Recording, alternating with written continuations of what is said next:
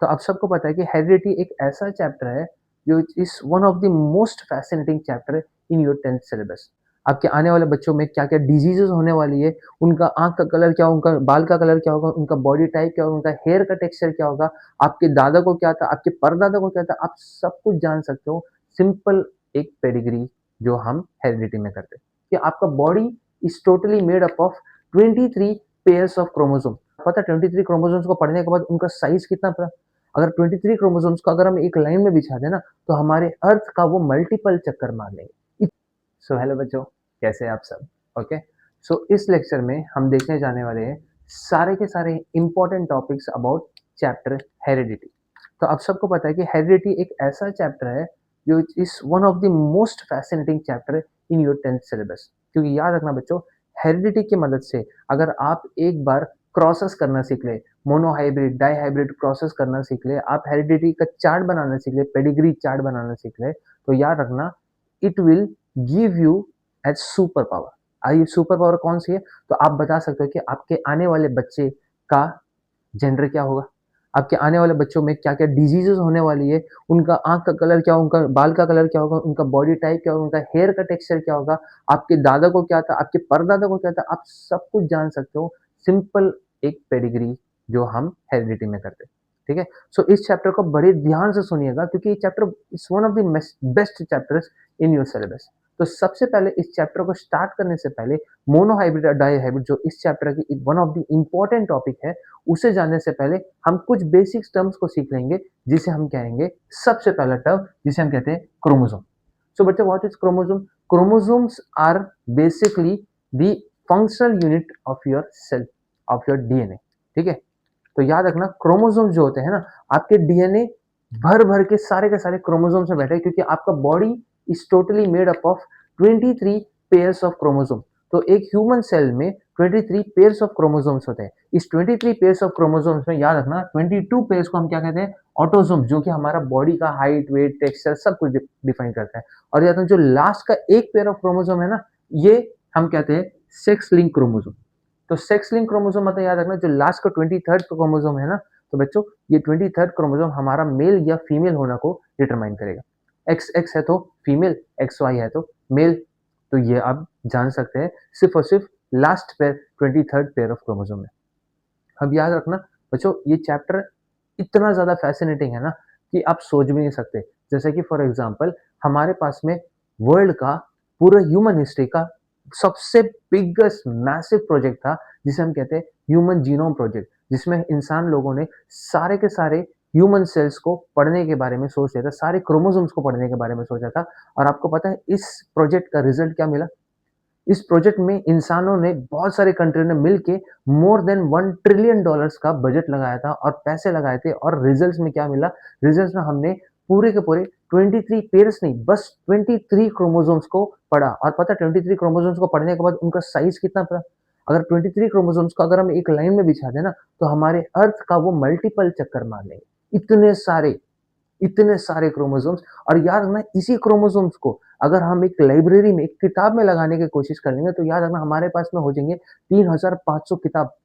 और हर किताब में हजार पेजेस की बुक्स होंगी और हर पेजेस में 1000 लेटर्स भी होंगे।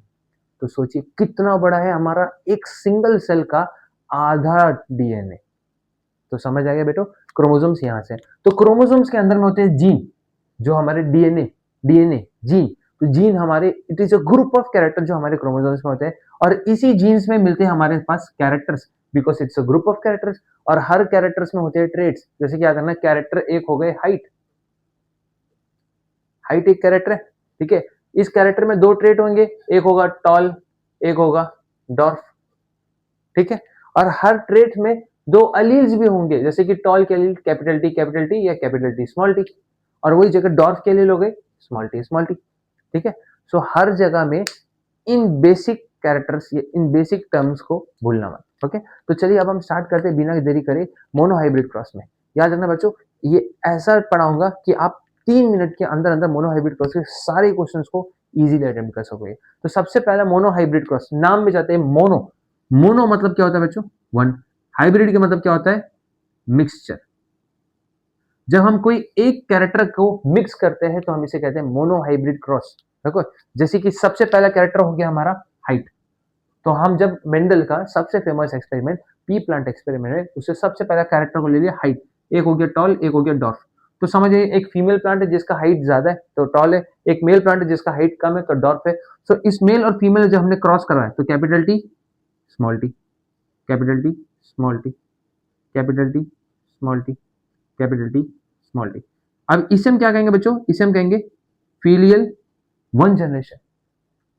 फीलियल वन जनरेशन मतलब कि आपका F1 जनरेशन सबसे पहला जनरेशन जिसमें सभी का नाम ऑलमोस्ट सेम ही है, सब capital T small T. But हमें F1 जनरेशन चाहिए क्या? नहीं, हमें चाहिए F2 जनरेशन। F2 चाहिए ना हमें, F2 चाहिए। तो F2 हमें कहाँ मिलेगा? यहाँ। तो F1 को हम क्या करेंगे? F1 को हम आपस में क्रॉस पॉलिनेट कर देंगे, सॉरी सेल्फ पॉलिनेट कर देंगे। तो यहाँ पे हम कर देंगे सेल्फ पॉलिनेशन। सेल्फ पॉलिनेशन करने के बाद हमें क्या मिलेगा?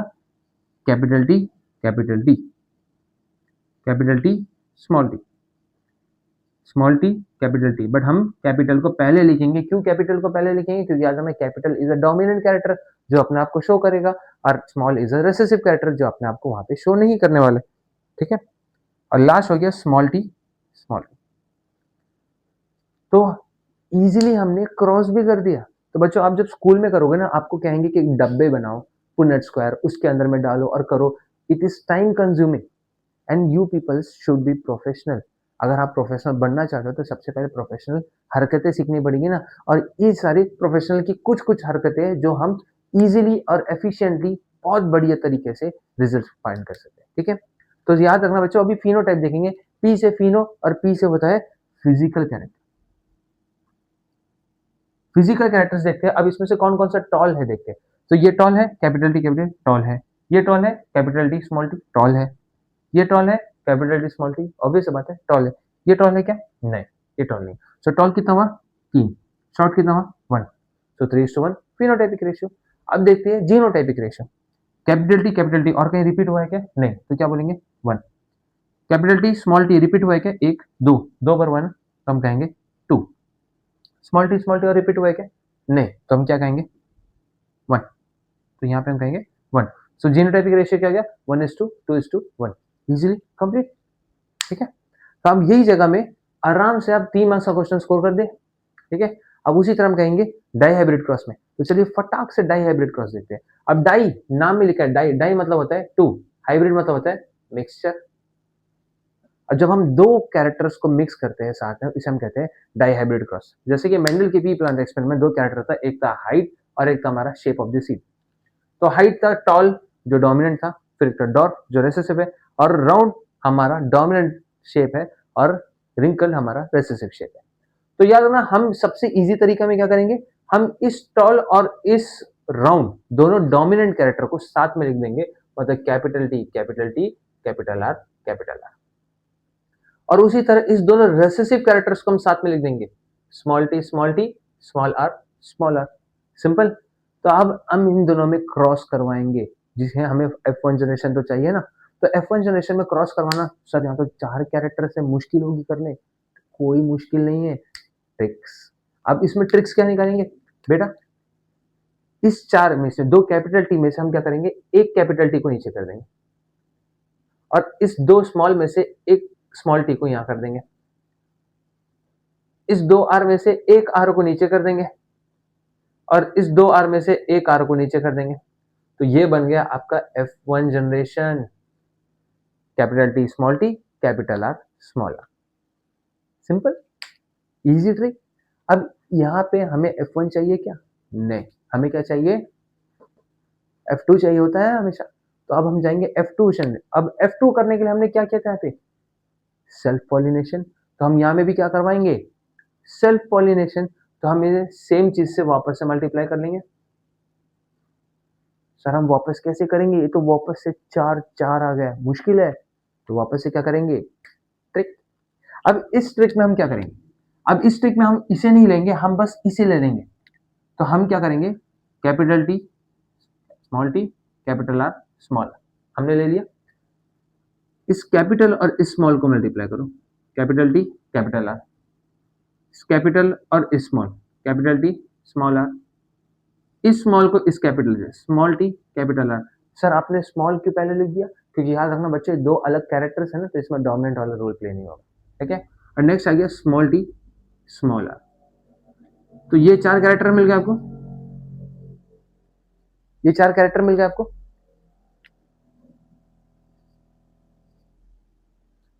इस चार कैरेक्टर को अब हम क्या करेंगे, इस चार कैरेक्टर को अब हम डालेंगे पुन्नेट स्क्वायर में, क्योंकि बच्चों याद रखना डाई हाइब्रिड क्रॉस में बिना पुन्नेट स्क्वायर बनाए हमारे लिए दिक्कत हो सकती है, ठीक है। तो हम पुन्नेट स्क्वायर बना देंगे, तो फटाक से इस चार कैरेक्टर को capital T capital R, capital T small T capital are और स्मॉल टी स्मॉल आर हमने डाल दिए।